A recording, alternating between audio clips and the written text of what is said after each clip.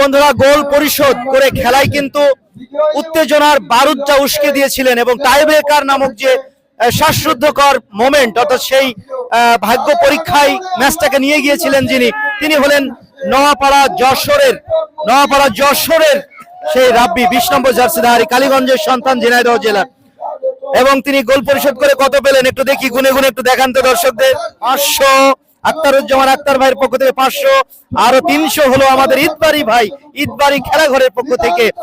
কেমন লাগছে ম্যাচটা? অবশ্য টাই ব্রেকারে হেরে গেলেন, তারপরেও ম্যাচের যে মোমেন্টামটা আপনি এনে দিয়েছিলেন, আর সেই গোলটা করার জন্য কিছু আর্থিক প্রণোদনা বা আপনাদের যে একটা চা চক্র করার জন্য টিমমেটসদের নিয়ে যারা আপনাদের পাশে দাঁড়ালো, তাদের উদ্দেশ্যে কি বলবেন? ধন্যবাদ জানাই চুয়াডাঙ্গা স্পোর্টিং কে। আমি আপনার ভিডিও অনেক দেখি, খুব ভালো লাগে।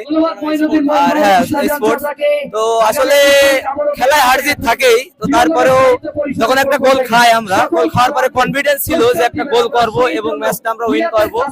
তো আসলে টাইব্রেকারে হারটা আসলে হার জিত থাকে খেলার ভিতরে, বাট দুর্ভাগ্যবশত টাইব্রেকারে হারিছি।